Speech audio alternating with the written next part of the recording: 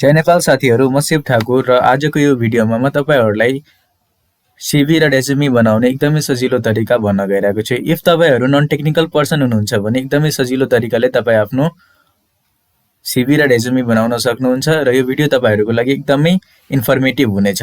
Video skip नगरिकन बिस्तारै continuously हेर्नु होला। सबभन्दा पहिला हामी के गर्छौं त क्रोम ओपन गर्छौं। क्रोम ओपन गरेपछि यहाँ canva.com टाइप गरेर क्लिक गर्नुस्। यहाँ तपाईको अगाडि यस्तो क्यानभाको पेज आउँछ। यो पेजमा यदि तपाईको लगइन छ भने यस्तो आउँछ, लगइन छैन भने तपाईले लगइन गर्नुपर्ने हुन्छ। लगइन गर्ने प्रक्रिया पनि एकदमै सजिलो छ, सो धेरै टेन्सन लिनु पर्दैन। अब हामी के गर्छौं त ठ्याक्कै रेज्युमे यहाँ आएर सर्च बारमा रेज्युमे सर्च गर्छु। रेज्युमे सर्च गरेर यहाँ हाम्रो अगाडि धेरै टेम्प्लेटहरु आउँछ। यस्तो टेम्प्लेटहरु तपाई आफैले पनि डिजाइन गर्न सक्नुहुन्छ, तर सजिलो यही हुन्छ कि तपाई यो जुन बनेको टेम्प्लेटहरु छ त्यसबाट कुनै एउटा सिलेक्ट गरेर त्यसलाई कस्टमाइज गरिहाल्नु। यसमा दुई टाइपको टेम्प्लेटहरु तपाईलाई हेर आउँछ। एउटामा यस्तो प्रो सिम्बल हुन्छ, एउटा यस्तो पुरै सिम्पल हुन्छ। जुनमा प्रो सिम्बल हुन्छ त्यसलाई यदि कस्टमाइज गर्नुहुन्छ भने त्यो त्यतिकै कस्टमाइज हुँदैन। त्यसको लागि तपाईले प्रो भर्जनको जुन एक्सेस हुन्छ त्यो लिनुपर्ने हुन्छ। यो सिम्पल वालाहरु डाइरेक्टली कस्टमाइज गर्न सक्नुहुन्छ। त हामी जुन पनि सिभीलाई यो जुन टेम्प्लेट छ त्यसलाई हामी कस्टमाइज गरेर एउटा हेरौं। यहाँबाट कस्टमाइजमा क्लिक गर्नु।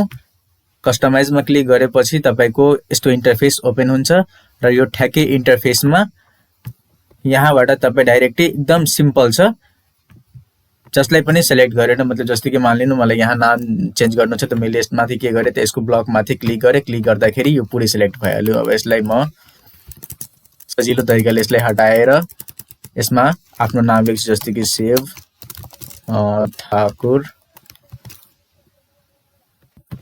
यहाँबाट तपाई आफ्नो डिस्क्रिप्सनहरु पुरै यो सबै आफ्नो हिसाबले चेन्ज गर्न सक्नुहुन्छ। तपाईले जे चेन्ज गर्नु छ त्यो सबै यसमा। अझ तपाईले केही कस्टमाइज पनि गर्न चाहनुहुन्छ भने यहाँबाट यो टुल्सहरु दिएको छ। यो टुल्सहरुको हेल्पले तपाई कस्टमाइज गर्न सक्नुहुन्छ। जस्तै कुनै शेप हाल्नु छ भने यहाँबाट हाल्न सक्नुहुन्छ, कुनै टेक्स्ट हाल्नु छ भने टेक्स्ट बक्स यहाँबाट लिन सक्नुहुन्छ। यो सबै टुल्सहरुको युज गरेर यो सिभीले तपाई आफ्नो तरिकाले पनि केही चेन्जेसहरु गर्न सक्नुहुन्छ, अथवा यसलाई नै ठ्याक्कै एडिट गरेर तपाई युज गर्न सक्नुहुन्छ। एकदम प्रोफेसनल टाइप सिभी भइहाल्छ। ठीक छ। अब यो सबै हाम्रो कम्प्लिट भइसकेपछि यहाँबाट सिम्पली शेयरमा क्लिक गर्नुस्। शेयरमा क्लिक गरेपछि यहाँ डाउनलोडमा जानुस् र यहाँ हामीसित यो चारवटा अप्सन हुन्छ। यो चारवटामा तपाईले पिक्चर चाहियो भने जेपीजी मा क्लिक गर्नु, त्यसपछि पीएनजी चाहियो भने पीएनजी मा सिलेक्ट गर्नु र पीडीएफ चाहियो भने पीडीएफ स्ट्यान्डर्डमा सिलेक्ट गर्नु। म पीडीएफ को लागि यहाँ ट्राई गर्दैछु, त पीडीएफ स्ट्यान्डर्डमा क्लिक गरेर यहाँ डाउनलोडमा क्लिक गरिदिनुस्। यति गरेपछि तपाईको सिभी एकदम सिम्पली गएर सेभ हुन्छ। यसलाई हेर्न चाहनुहुन्छ भने ठ्याक्कै कन्ट्रोल जे गरेर डाउनलोडमा जानु र यहाँबाट तपाई हेर्न सक्नुहुन्छ।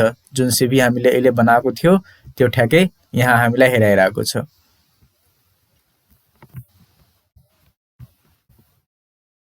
यसको अर्को बेनिफिट के छ त क्यानभाबाट तपाई जुन पनि टेम्प्लेटहरु कस्टमाइज गर्नुहुन्छ त्यो सबै तपाईको आईडीमा सेभ भएर बस्छ। जस्तै कि मैले जति पनि कामहरु गरेको छु त्यो सबै मेरो आईडीमा यहाँ सेभ भएर बसेछ। Let me show you. Just a minute, होममा जानुस्। यहाँ हेर्नुस्, मैले जति पनि टेम्प्लेटहरु माथि काम गरेको थिए, जस्तै कि दाइको अस्ति एउटा सिभी बनाएको थिए, त्यो सबै यहाँ हेराइरहेको छ। मतलब जहाँ तपाई काम छोड्नुहुन्छ ठ्याक्कै त्यहीबाट कन्टिन्यू गर्न सक्नुहुन्छ। भिडियो इन्फर्मेटिभ लाग्यो भने च्यानललाई सब्स्क्राइब गरिदिनु होला र साथीहरुलाई शेयर पनि गरिदिनु होला। भिडियो हेर्दिनु भएकोमा धेरै धेरै धन्यवाद।